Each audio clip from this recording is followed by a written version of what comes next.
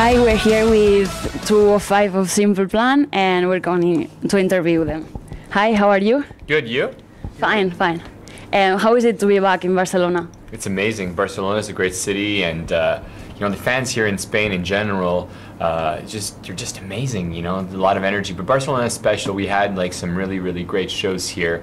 What was it a venue we used to play? The Razma. We played here before. But we played the Razma. What was it called again? Razzmatazz. Right. Yeah, exactly. And I just have really fond memories of that place. You know, it's like kind of like those smaller rock shows, dirty rock shows, with high energy and a lot of crazy fans. So it's always good to be back.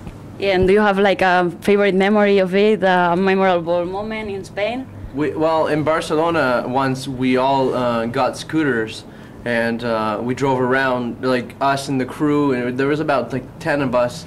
It was pretty cool to just like see the whole city on a scooter. Yeah. And so let's talk about music. How would you describe your evolution over the years as artist, since the first record and now? I think this band has always been about respecting its fans, you know, and the fans really connected with our first two records. So that sound is part of us, it's our DNA, it's who we are. You know, it's fast, it's melodic, some people call it pop punk, you know, that's part of who we are. But at the same time, this band has always been about challenging the notion of what Simple Plan can do.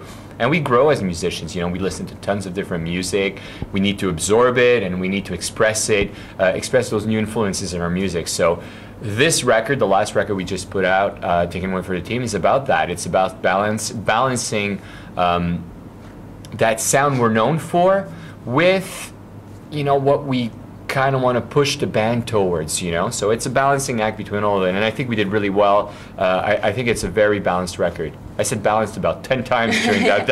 It's pretty balanced. It's pretty balanced, huh? So, as you think that this record is actually like the best one you've put out there, or the one you're most proud of? I think so. I think it's the best record. Yeah, for sure, yeah. I think it's our best record, and you know, like you say that with every record, you know, you come out and you're like, oh, it's my best record, because you're not going to say, yeah, the record before is better, yeah. You know. But I think, objectively, this record offers more to the fans. You know, there's 14 songs. We've always had around 11 songs, and they're more varied as well, you know.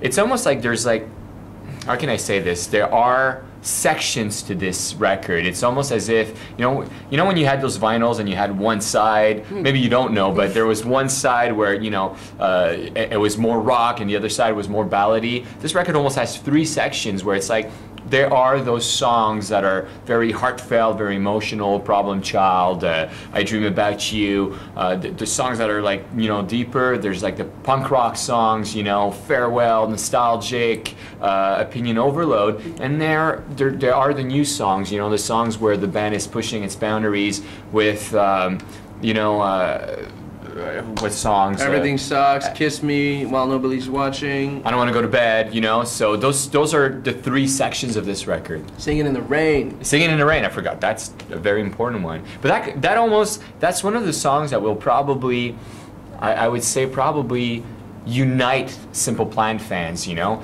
You'll have the people that know the big songs like Summer Paradise, like Welcome to My Life, and I think they will love that song, but I will also think that the fans that loved, you know, the first 2 records will also enjoy it. So that's probably the most important song of this record. Okay, so we would say like these sections of the album is what actually sets this album apart from the others. And what is it that makes it yours, that makes this album personal? And well, the songs are always about our lives, you know, and Chuck and Pierre are the main songwriters in the band, and they talk about their experiences, and they also talk about, you know, us as well, and when we allow them, and certain experiences are about, you know, things that we've lived as well. So it's kind of cool.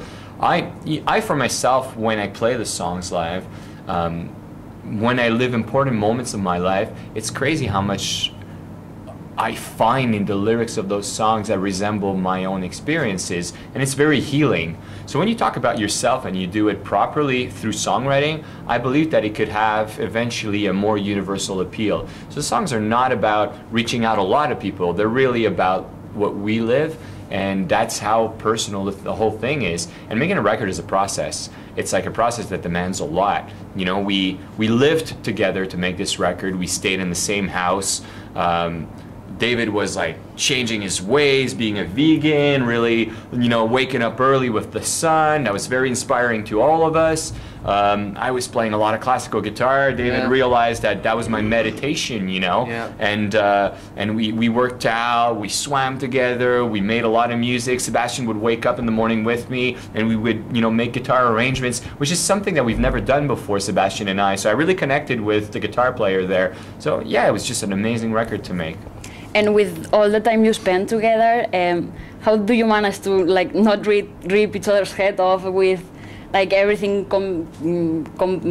Living with other people can be difficult sometimes. How do you manage to? We have makeup sex.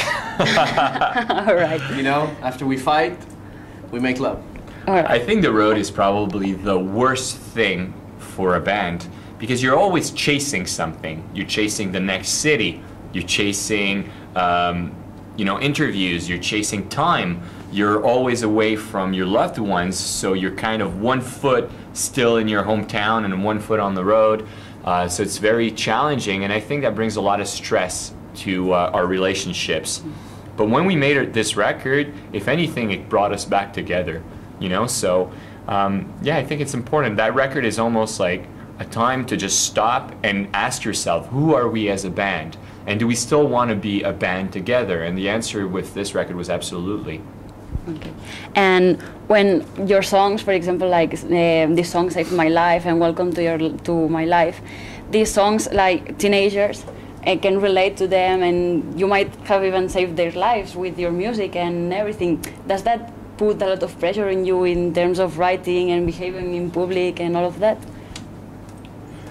I don't know for you. I feel a sense of responsibility, you know, like, if anything, you know what? Sometimes things are very simple, you know? With social media now, I just don't want to look like a moron online, you know? There's a bit of that. I've got kids as well, you know? I don't want my kids to look at daddy on YouTube doing something stupid like getting drunk, you know, and dumb, or getting arrested for anything. I'm just not that guy, you know? Even if it wasn't for the kids, I guess I'm too proud, you know, to be that guy. Yeah, I do feel a sense of responsibility. But again, once you write lyrics and you write a song and you record it and you send it to the world, it's over, you know? Like, people decide what they make of it, and you really do not have anything to say about it. Sometimes, you know, you might even think that a lyric is inoffensive, and it might actually just turn out to be, you know, super important to some people, and might even like hurt some sensibilities that you can't control. Yeah. And how does it feel when you're like playing for a huge crowd and they sing back the songs that you've written about your life? How does that feel? That's probably one of the most powerful moments of the show. I mean, to hear the whole crowd singing, and I mean, sometimes we even look at each other, you know, because it's a powerful moment. Everybody is singing the same lyrics at the same time, and it's just like a massive energy, you know. So it's nice to feel that. Okay, so with our top 50, we make charts every week, and your fans have been voting for you, and your song Jet Lag and Summer Paradise have been #1. And what would you say to those fans that are voting for you weekly to encourage them to vote for you? Well, thank you so much for your support. You guys are amazing. As you know, we love spending time in your country. We love the food. We love the people here. You're very warm. Beautiful, beautiful woman. Yes, indeed. Yes, indeed. So, you know, if you want us to come back, you want to hang out with us, I guess voting for us is a good idea. So thank you so much, and I hope you enjoy the new record, because I think it's pretty good. Thanks so thank for the you. love and support. See you guys. Thank you so much. Thanks a It's lot. been a pleasure. Thank you.